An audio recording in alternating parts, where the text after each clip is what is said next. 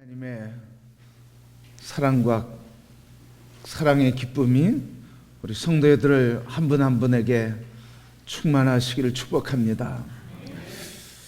행복은 사랑에 달려있다, 그렇게 이야기할 수 있습니다. 연애할 때 만났던 그 여인이 그 모습이 생각이 납니다. 눈 오는 날 약속 장소에 2시간 늦게 나타난 남자친구를 기다리던 그 여인, 그렇게 늦어도 환한 얼굴로 맞아주던 사람, 그래서 그 얼굴에 행복이 피어오르던 그 사람, 그래서 지금까지 같이 살고 있습니다. 여러분, 사랑하면 얼굴에 뭐가 핀다고 그래요? 무슨 꽃이 핀다고 그래요? 그죠, 여러분? 사랑하면 얼굴에 행복의 꽃이 핀다 그래요. 그래서 지금까지 우리가 살아오면서 많은 어려움도 있었지만 살아올 수 있었던 한 가지 힘이 있었다고 하면 사랑하는 그것 하나밖에 없었다, 그렇게 생각을 합니다. 왜냐하면 우리 아내, 제 집사람과 저는 살아온 환경이 너무 달랐어요. 극과 극이었습니다. 그래서 음식 맞지 않고, 생활 습관 맞지 않고, 가정 환경도 전혀 맞지를 않았습니다. 집사람은 볶아야 맛있고, 저는 그냥 생물을 쪄서 먹어야 맛있고, 그래서 북엇국도 집사람은 식용유에 볶아서 이렇게 우러내는 끓여야 맛있고, 저는 그냥 맹물에 보고를 넣고 끓여야 맛있고, 생선도 저는 쪄야 맛있고, 생물 그냥 쪄야 맛있고, 집사람은 양념을 해서 조려야 맛있고 그랬어요. 그래서 첫 결혼해서 북엇국을 끓여달라고, 그래서 북엇국을 끓여줬는데 제가 이렇게 받아놓고 한 첫 마디가 있습니다. 이게 국이야? 이랬어요. 그때는 왜 이렇게 느끼하고 굉장히 먹기가 어려웠어요. 집사람한테 저는 이렇게 끓여야 국이지 그랬더니 전혀 이해하지를 못했어요. 평생 그렇게 먹어보지를 않았다는 거죠. 또 저도 집사람이 그렇게 식용유에 볶아서 끓여낸 북엇국을 평생 먹어보지를 못했어요. 그런데 이렇게 다른데 살아올 수 있고 견딜 수 있었던 거는 한 가지, 사랑하는 거 외에는 닮은 게 하나도 없었어요. 그래서 그 사랑으로 지금까지 이렇게 살아오게 돼서 행복하다 그렇게 여기고 있습니다. 모르겠어요. 저는 저만 행복하다고 말해야 소용없겠어요. 상대방이 행복하다 그래야 진짜 행복한 거죠. 그래요. 근데 이게 사랑하면 얼굴에 행복의 꽃이 피어요. 그래서 환해지죠, 여러분. 그래서 이 행복 때문에 앞으로 어떤 고생이 기다리는지도 모르면서 결혼을 해서 그냥 생고생 많이 했죠, 집사람. 다시 얘기하면 사랑은 앞으로 장래가 어떤 문제, 어떤 일, 어떤 위험, 어떤 고통이 온다 할지라도 그것을 감당하겠다고 하는 어떤 결단, 감당할 수 있다고 하는 어떤 확신, 그 고통과 문제가 되지 않는 그런 마음이 사랑이다, 그런 생각 해봅니다. 그래서 이 사랑이 어려움을 다 이기고 여기까지 왔습니다. 주님께서 우리에게 주시는 가장 큰 계명, 그래서 대계명이라 그렇게 말씀하시는데, 대계명이 무엇인가? 오늘 본문 말씀에 있는 것처럼 사랑이라 그렇게 말할 수 있습니다. 사랑. 그래서 오늘 우리 기독교를 사랑의 종교다. 이 사랑의 종교인데 오늘 말씀해 보면 하나님을 사랑해라. 그리고 이웃을 내 몸처럼 사랑해라. 근데 이 사랑이 구체적으로 어떤 것이냐, 좀 어떻게 사랑해야 되느냐, 오늘 말씀해 보면 뭐라 그래요?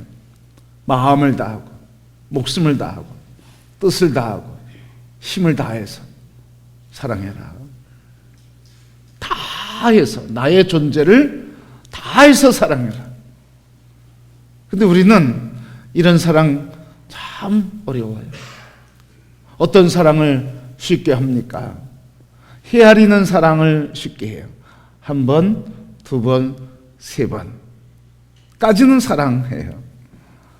그런데 세 번 넘어서면 사랑하기가 쉽지를 않아요. 왜요? 한 번은 참아요. 두 번 참아요. 세 번 내가 더 이상 못 참겠다. 그러잖아요. 근데 오늘 주님이 우리에게 주시는 사랑의 모습은 뭐냐면 하나님을 사랑해라. 어떻게? 마음, 목숨, 뜻, 또 힘을 다해서 사랑해라. 여러분, 이 말씀을 통해서 오늘 우리 그 사랑을 할 수 있을까? 그 사랑을 하며 사시기를 소원하고 축복합니다. 어떻게 그 사랑을 할 수 있을까? 내게는 그 사랑이 없어요. 그죠, 여러분? 내게는 그 사랑이 없어요. 그런데 사랑은 어디에서 나와요, 여러분? 사랑의 힘, 사랑의 원천은 어디에 있을까요? 따라합시다. 사랑의 원천은 사랑에 있다. 그래서 여러분, 사랑받으면 사랑받는 만큼 또 사랑하는 힘이 있는 거예요. 그래서 이 사랑할 수 있는 힘, 마음을 다하고 뜻을 다하고 힘을 다하고 목숨을 다해서 사랑할 수 있는 힘의 원천은 바로 사랑이라는 거예요. 그래서 이 사랑을 받으면, 이 사랑이 붙들리면 그 사랑 그대로 살아가는 거예요. 그래서 하나님의 사랑의 특징이 있는데 그 사랑의 특징은 뭐냐면 하나님의 사랑은 원천으로서의 사랑이라는 특징을 갖고 있어요. 원천, 근원, 원천으로서의 사랑이에요.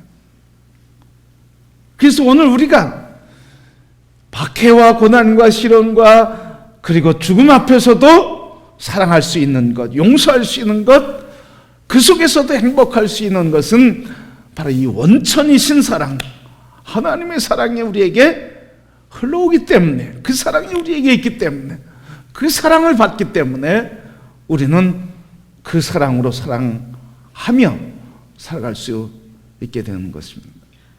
그래서 하나님의 사랑의 특징은 원천으로서의 사랑이라는 특징을 갖고 있어요.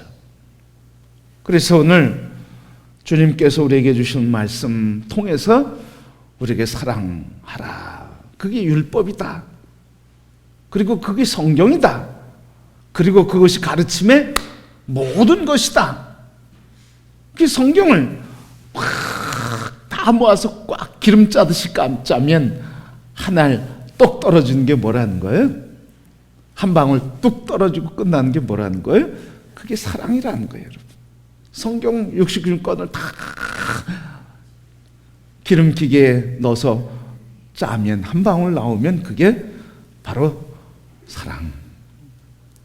근데 이 사랑, 오늘 말씀을 통해서 보면 사랑해야 할 대상이 있다는 거예요. 그 대상이 몇 개라는 거예요, 여러분?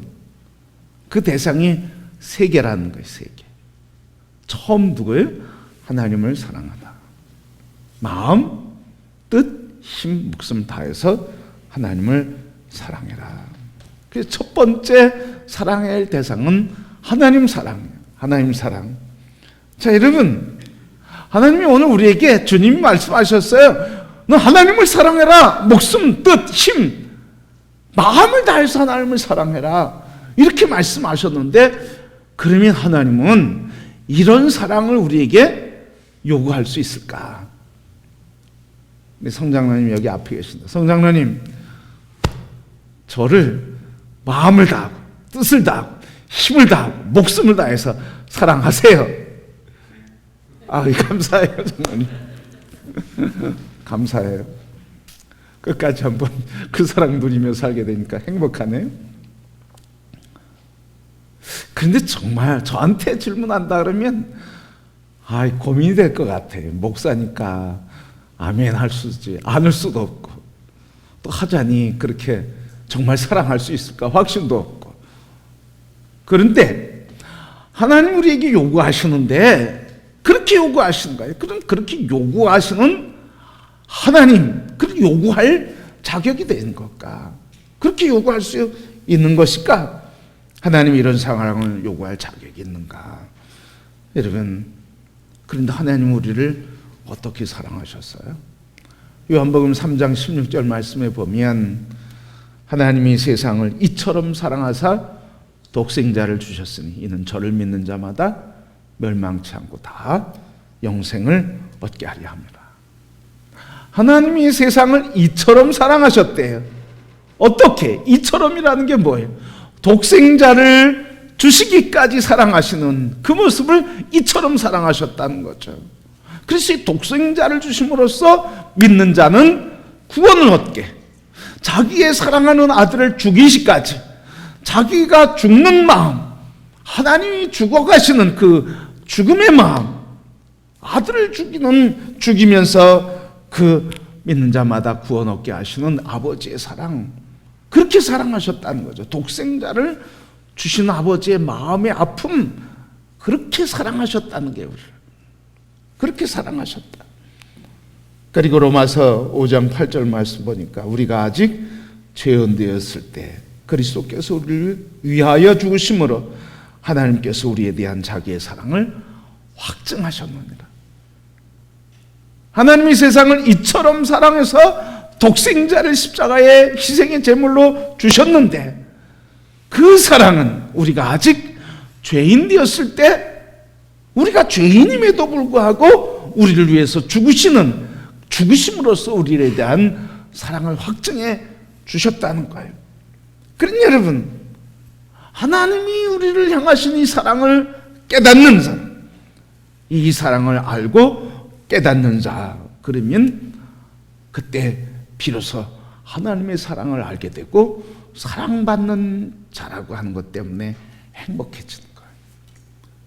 그래서 예수 믿는 사람이 행복하다고 하는 건 그냥 예수 믿으면 뭐 잘 돼서 건강해서 돈 벌어 그래서 행복한 게 아니라는 거죠. 행복의 근원, 우리를 십자가에서 아직 죄인 돼 있음에도, 회개하지 않았음에도, 돌이키지 않았음에도 불구하고 먼저 우리를 사랑해 주신 그 사랑을 깨닫고, 그리고 그 사랑을 받고 보니까 나를 사랑하시는 하나님의 사랑이 얼마나 크고 위대한지, 그 사랑만은 그 사랑으로 인해 내 존재가 얼마나 존귀한지, 그것을 깨닫고 나니까 행복하다는 거죠. 그래서 여러분, 사랑하면 행복한 거예요. 왜요? 사랑하면 상대방의 존재를 어떻게 하는 거예요? 인정해주고 존귀하게 여기는 거거든요. 그러니까 행복한 거예요. 바로 하나님이 우리를 이렇게 사랑해 주는 거예요. 이처럼 사랑하시니까 우리가 행복한 거죠. 여러분, 바로 그래서 하나님께 우리가 사랑할 수 있는 다른 것은 무엇일까? 하나님을 사랑할 수 있는 방법은 무엇일까? 하나님을 사랑할 수 있는 다른 방법은 없어요. 다른 대체물은 없어요. 하나님을 사랑할 수 있는 사랑의 방법, 그것은 다른 사랑이 없다, 그런 말이죠. 하나님이 우리를 사랑하신 그 사랑을 받은 우리들이 그 사랑 그대로 마음을 다하고 목숨을 다하고 뜻을 다해 드리는 사랑 외에는 하나님을 사랑할 수 있는 방법은 없다는 거예요. 근데 이게 언제 가능한 거예요, 여러분? 하나님의 사랑을 받고 나면 가능해요. 하나님의 사랑을 체험하면 그때 그 사랑의 힘이 나를 움직이고, 나를 위해서 죽으신 희생과 헌신과 사랑의 이 놀라운 은혜를 깨닫고 그 사랑에 내가 전염되고 그 사랑에 붙들려서 나도 하나님이 나를 사랑하신 그 사랑처럼 나도 그렇게 하나님을 사랑하게 되는 힘이 여기에서 나오는 줄 믿습니다. 그래서 사랑은 사랑의 원천이신 하나님의 사랑을 받을 때 그때 사랑할 수 있는 힘이 나오는 거예요. 그 외의 것은 다 임시, 인스턴트. 그때뿐, 받을 때뿐이에요. 받을 때뿐. 하나님의 이 절대적인 사랑 이외의 것들은 다 일시적인 거예요. 뭐 얼굴이 예뻐서 사랑해? 그러면 나이 들어서 쭈글쭈글하면 사랑할 이유가 없어지면 사랑 안 해도 되는 거죠? 아니잖아요, 여러분. 그것과 관계없는 거예요. 그것과 관계없이 사랑하는 거예요. 뭐 나한테 잘해주고 선물해주고 그리고 입에 기름 바르듯 예쁜 말을 해줘서 사랑하는 것, 그게 아니라는 거예요. 그건 다 일시적인 거예요. 가장 근본적인 원천으로서의 하나님의 사랑이 우리 안에 있을 때 그때 우리는 그 사랑으로 사랑하며 용서하며 그리고 축복하며 그리고 그 사랑의 기쁨 속에서 돌에 맞아도 얼굴에 뭐가 피는 거예요. 스데반처럼 꽃이 피는 거예요. 행복의 꽃, 사랑의 기쁨과 감격이 있는 환한 광채가 비치는 거예요. 그래서 여러분, 오늘 하나님께서 우리를 사랑하시는데 어떻게 사랑하신 거예요? 하나님께서 마음을 다하시고 뜻을 다하시고 힘을 다하시고 목숨을 다해서 우리를 사랑하신 그 사랑을 주시고 그 사랑을 받은 우리들은 또 그렇게 사랑하는 거예요. 아멘. 여러분, 자녀들 어떻게 사랑하셔요? 간단히 얘기하면 자세한 건 몰라도 누가 나를 사랑한 것처럼 내가 누구를 사랑해요? 어머니 아버지가 나를 사랑한 것처럼 나도 자녀들에게 그렇게 사랑해요. 왜? 왜 그렇게 사랑해요? 내가 그런 사랑 받았으니까 그게 사랑인 줄 알고 하는 거예요, 여러분. 그러니까 우리 가정의 사랑의 원천은 부모님입니다. 그 부모님이 사랑한 사랑의 방식대로 우리는 자녀들을 사랑하는 거예요. 우리 근본적인 사랑의 원천, 하나님. 그래서 하나님을 사랑해라, 이것을 요구할 자격이 하나님에게는 반드시 있는 거예요. 왜? 그렇게 우리를 먼저 사랑해 주셨기 때문에. 여러분들은 그런 분들이에요. 죄인 되었었는데, 죄인임에도 불구하고, 돌이키지 않았음에도 불구하고, 내 몸이 비록 병들었어도, 내가 비록 세상에서는 손가락질 당할지라도, 그리고 짓눌릴지라도, 그리고 가치 없다고 인정받는 사람일지라도, 내 자신이 나를 그렇게 못난 사람이라 생각할지라도 하나님은 그렇지 않다는 거예요. 내가 너를 내 목숨을 주기까지 사랑한다. 이게 주님의 사랑, 하나님의 사랑. 그래서 우리가 이 사랑 앞에서 우리의 존재가 존귀해짐을 느끼는 거예요. 그래서 여러분, 하나님의 사랑을 받은 사람들은요, 삶을요 막 함부로 살질 않아요. 이 사랑을 아는 사람은요, 사랑을 주신 사랑의 그분, 사랑을 주신 그분의 사랑에 합당하게, 그분의 사랑을 감당하고 그분의 사랑을 응답해 드리려고, 그 사랑에 보답해 드리려고 그렇게 진지하고, 그리고 인생을 가치 있게 살려고 존귀한 존재로 살려고 하는 거예요, 여러분. 그러니까 예수 그리스도의 사랑, 하나님의 사랑을 받은 그리스도인들의 삶은 존귀한 거예요. 가치 있는 거예요. 함부로 살아서는 안 되는 거예요. 그렇게 얘기할 것도 없어요.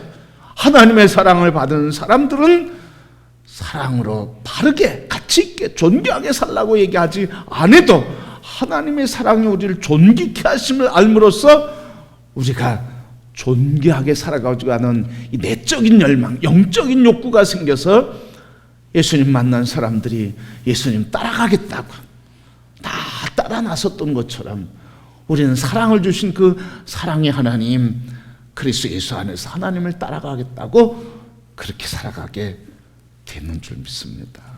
이게 우리를 사랑하신 하나님의 사랑의 능력이에요.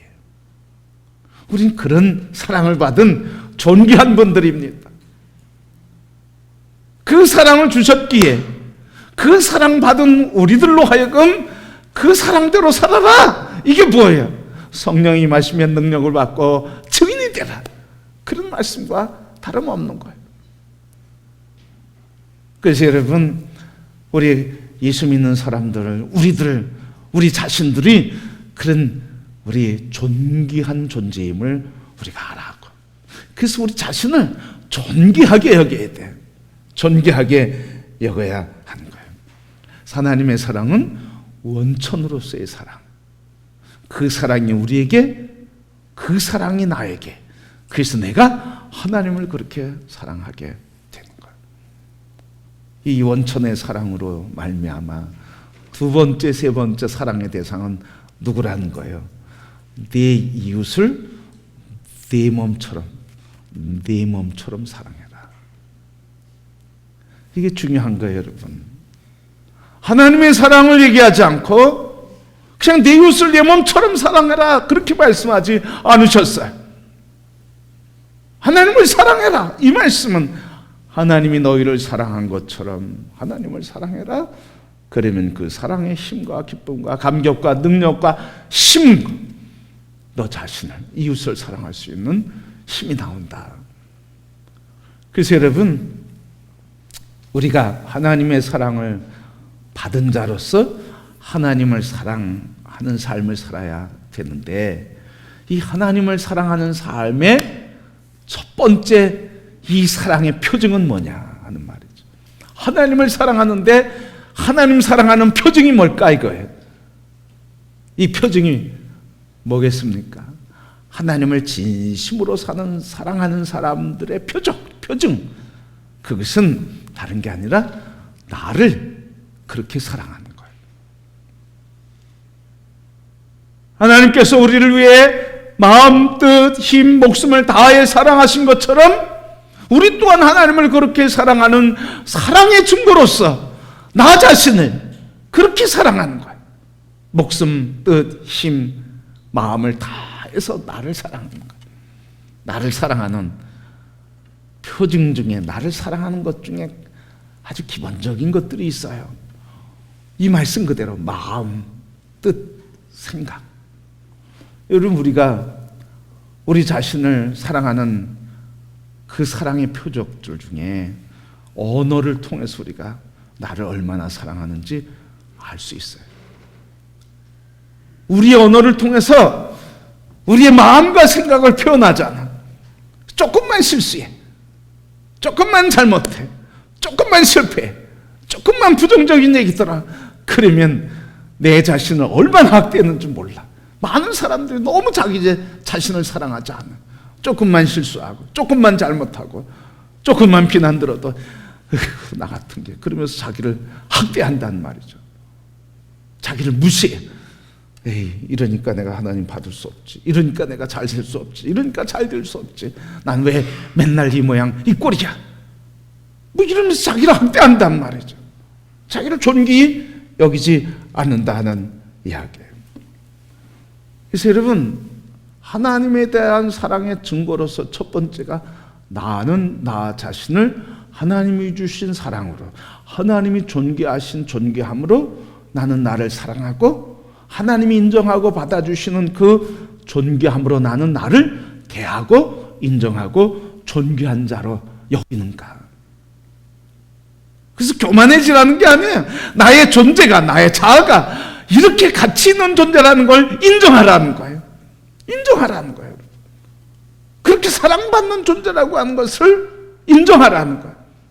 그래서 사랑받는 존재, 존귀한 존재로 살아가기를 결단하고, 그 사랑과 존귀 여기신 하나님께 감사하며 그 사랑으로 인해 기뻐하며 감사하며 행복하게 살아가라 하시는 게 주님의 말씀이에요. 그 자기를 사랑할 줄 알아야 돼요. 자기를 사랑하지 못하는 사람은 이웃을 사랑할 수 있을까요, 없을까요? 여러분, 사랑할 수 있는데 건강한 사랑을 할 수가 없어요. 자기를 사랑할 줄 아는 사람, 할 줄 아는 사람이 이웃을 사랑할 수가 있어요. 많은 사람들이 어려움을 당한 후에 사람들이 말하는 공통점이 있어요. 뭐라고 얘기하냐면 후회하면서 이런 말을 해요. 다 나 같은 줄 알았죠. 뭐라고 한다고요? 다 나 같은 줄 알았대. 다 나 같은 줄 알았다. 나처럼 선하게, 나처럼 생각하는 줄 알았다는 거예요. 다시 얘기하면 이게 뭐예요?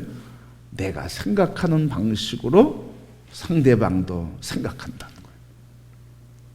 그걸 우리 오늘 본문 말씀에 연결하면 이거예요, 여러분. 자기가 자기에 대해 생각하는 방식으로 상대방을 생각하는 것처럼 자기가 자기를 사랑하는 사람은 그 사랑으로 상대방을 대한다는 거예요. 그래서 여러분, 좀 이런 표현이 있잖아요. 다 사기꾼 같아. 이러면 여러분, 자기 자신에 대한 아픔을 표현하는 것들일 경우가 많아요. 근데 여기에 사기당한 아픔이 있으면 사람들 볼 때 무슨 눈으로 봐요? 다가오면 여기서 조심하잖아요. 뭐라고? 저것도 사기꾼 아닌가? 이렇게 바라보잖아요. 사랑받은 사람은 어떤 사람이 와도 뭐라고 대, 어떤 거로 대, 사랑으로 대하려고 하거든요. 그래서 자기를 소중히 여기는 사람은 다른 사람도 소중히 여겨요. 자기를 무시하는 사람은 다른 사람도 무시해요. 자기를 학대하고 비하하는 사람은 다른 사람도 그렇게 대하고 생각하고 말한다는 거예요. 근데 우리는 그렇게 얘기하지 않잖아요. 상대방이 나한테 그렇게 대하니까 내가 이렇게 얘기했다고 얘기해요. 그런데 여러분, 그거는 절반만 맞는 거예요. 그거는 더 내가 가치관과 인생관과 세계관과 그리고 나의 자아상이 그렇다는 걸 얘기하는 거예요. 그러니까 오늘 우리는 자기를 소중히 여기는 사람, 다른 이웃도 소중히 여기고, 그래서 자기를 사랑하지 못하는 사람은 이웃도 잘 사랑할 수가 없어요. 우리 아버지 교실 할 때, 아버지 학교죠. 도란노 서원 도란노 교회에서 온누리 교회인가 사랑의 교회 하도 오래돼서, 그래서 아버지 학교 제가 일기에 이제 인천 일기에 했어요. 일기 했는데 아주 초기에 한 거죠. 그때 이제 아버지들 모여서 다 이야기해요. 그래서 우리 아버지는 엄격한 분이었습니다. 그래서 내가 어렸을 때 아버지가 너무 무서워서 아버지 그 무서움 속에 한마디도 못하고 있다가 조금 자라면서 마음속에서 아버지 내가 큰 다음에 봐라, 큰 다음에 보자, 내가 아버지 꼭 이 아픔과 이 고통을 내가 복수해 주겠다, 힘 빠진 데 보자. 그래서 어렸을 때 아버지가 너무 엄격해가지고 자유스럽지 못했던 거예요. 그래서 그때마다 생각한 게 있어요. 내가 아버지가 되면 이런 아버지는 되지 말아야지. 아이를 사랑해주고 자유롭게 만들고 편안하게 만들고 그렇게 아이를 사랑해야지. 그래서 결혼해서 이제 아이를 낳았어요. 그래서 아이를 마음껏 자유스럽게 막 살게 해줬어요. 그런데 나중에 후회하더라고요. 아이를 내가 어렸을 때 너무 그런 고통 때문에 내가 어른이 되면 자유스럽게 키운다고 그랬는데 그것이 이 아이에게는 병이 됐습니다. 너무 통제 없이, 절제 없이, 경계 없이 그냥 방임해서 키우니까 이 아이가 이렇게 막 나갔습니다. 그러면서 눈물을 흘려요. 또 한 아버지는 어떤 거예요? 내가 어렸을 때 이런 경험 때문에 어른 되고 아버지가 되면 내가 아이를 그렇게 자유스럽게 키우겠다고 결단했는데 아이 키우면서 사춘기 지나면서 이렇게 보면서 아이와 살아가는 내 모습을 지금 바라보니까 내가 내 아버지 하던 그 모습대로 내 아이를 지금 억누르고 그리고 제약시키고 그리고 함부로 대하는 감정대로 대하는 것을 보게 됐습니다. 그러면서 눈물을 흘리고 회개하고 아이한테 편지글로 아들아 미안하다 그러면서 눈물을 흘리는 아버지들. 이 말은 뭐예요, 여러분? 사랑을 받은 대로 사랑하게 된다는 거예요. 그래서 자기를 존중히 여기지 않으면 상대방도 존중히 여길 수 없다는 거예요. 상대방에게 함부로 대하는 사람, 그러면서 뒤끝이 없다고 하는 사람은 그거는 정말 위험한 거예요. 그러면서 뭘 마음대로 해요. 뒤끝 없는 사람은 뭘 마음대로 쏟아내요? 말을 마음대로 쏟아내잖아요. 그건 자기 하고 싶은 대로 막 그냥 독소를 막 독침을 내뱉고요. 그러면서 그 독소에 독한 말에 상대방이 상처받든 안 받든 난 뒤끝이 없다고 그렇게 얘기해요. 이것처럼 무서운 폭력은 없어요. 여러분 뒤끝 없는 분 그 말을 하지 마세요. 난 뒤끝 없다고 그러지 마세요. 반드시 뒤끝 남습니다. 그래서 자기를 사랑하는 만큼 상대방을 사랑하게 되고 자기를 존중하는 만큼 상대방을 존중하고 자기를 긍휼히 여기고 하나님의 사랑에 감사하는 사람, 그것으로 인해서 다른 사람도 긍휼히 여기고 그렇게 사랑하는 거예요. 그래서 하나님의 사랑을 받은 우리, 그 사랑을 받는 존재로서의 감사, 행복, 그래서 그 사랑으로 이웃을 사랑하게 된다. 그게 오늘 말씀이에요. 그래서 하나님을 사랑하고 이웃을 사랑하는데 어떻게 사랑하라는 거예요? 자기 자신을 사랑하는 것처럼 이웃을 사랑하라. 그렇게 사랑하려고 하지 않아도 그렇게 사랑하게 된다는 말이죠, 여러분.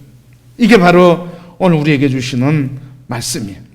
그래서 행복은 사랑인데 이 사랑은 원천으로서의 하나님의 사랑을 내가 체험하고 만나게 될 때, 그래서 십자가 위에서 예수 그리스도의 사랑을, 구원의 사랑, 구속의 사랑을 경험할 때, 그때 우리는 이 사랑에 큰 기쁨과 감격을 누리고 그래서 행복하게 살게 된다는 말씀.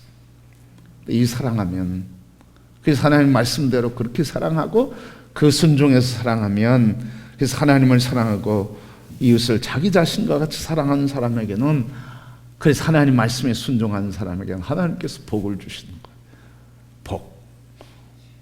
복을 주시는데 어떤 복을 주셔요? 신명기 28장 1절부터 14절 말씀에 보면 복의 내용이 쭉 나오거든요. 근데 1절과 14절 말씀에 시작과 끝에 이렇게 얘기했어요. 내가 네 하나님 여호와의 말씀을 듣고 내가 오늘 네게 명령하는 그의 모든 명령을 지켜 행하면 네 하나님 여호와께서는 너를 세계 모든 민족 위에 뛰어나게 하실 것이라. 내가 오늘 너희에게 명령하는 그 말씀을 떠나 좌로나 우로나 치우치지 아니하고 다른 신을 따라 섬기지 아니하면 이와 같으리라. 그 하나님의 말씀대로 사랑하면, 그죠? 순종하면 이런 복 주신다는 거예요. 내가 네게 명령하는 말씀을 말을 지키면 모든 민족 위에 뛰어나게 하리라. 그러면서 쭉 복을 주시는데 제가 빨리 읽어볼게요. 모든 복이 내게 임하며 성읍에서도 들에서도 복을 받을 것이고 몸의 자녀와 토지의 소산과 네 짐승 새끼와 소와 양의 새끼들이 복을 받고 네 광주리와 떡반죽 그릇이 복을 받을 것이고 들어와도 나가도 복을 받을 것이고 대적이 일어나도 네 앞에서 피하겠고 일곱 길로 도망하겠고 네 창구와 손으로 하는 모든 일에 네게 주시는 땅에서 복을 주실 것이고 너를 세워 성민이 되게 할 것이고 여호와께서 너를 머리가 되고 꼬리가 되지 않게 하신다.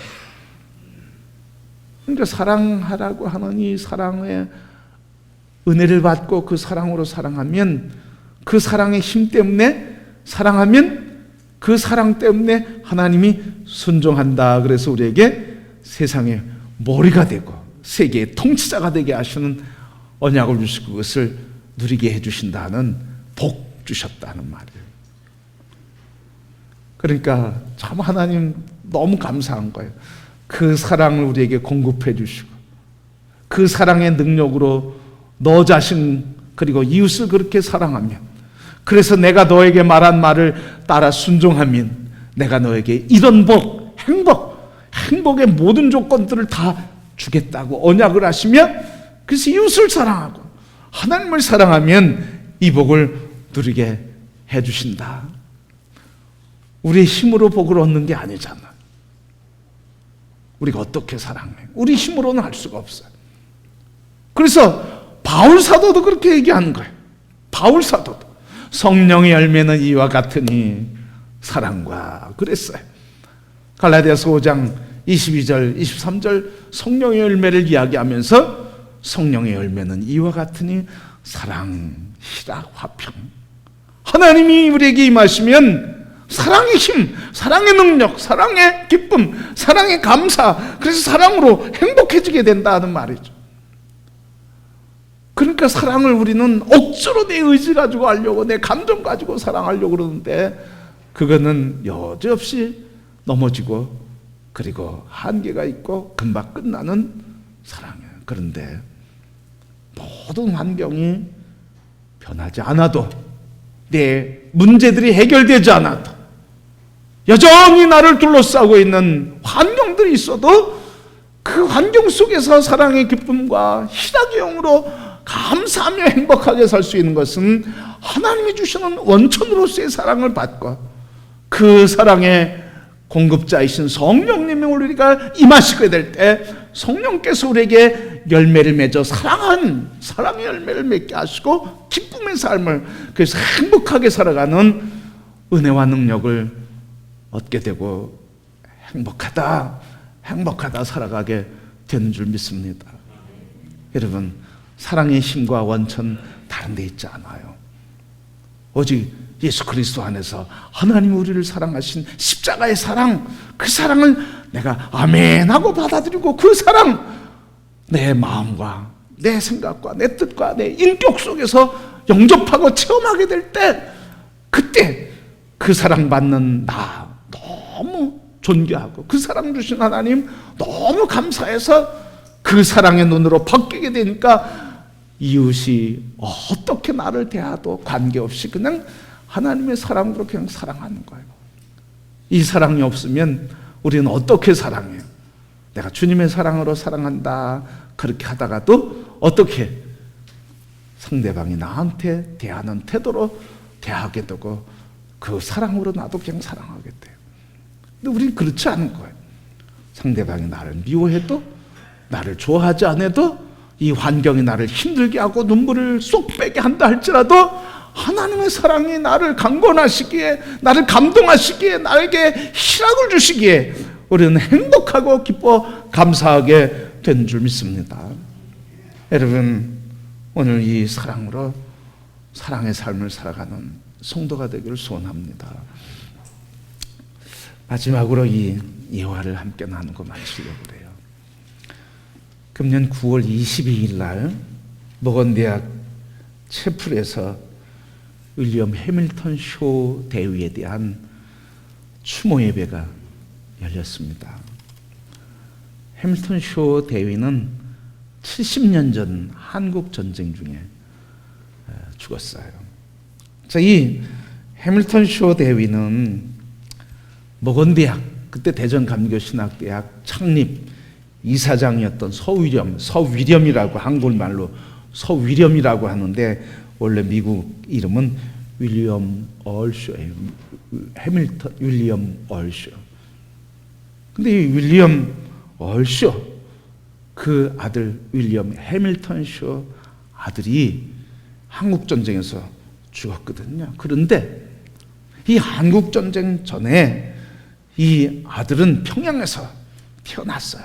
그리고 자라고 미국에서 해군 장교로 2차 세계대전의 노르망디 상륙 작전에 참여하고 그리고 한국전쟁 3년 전에 제대를 했어요.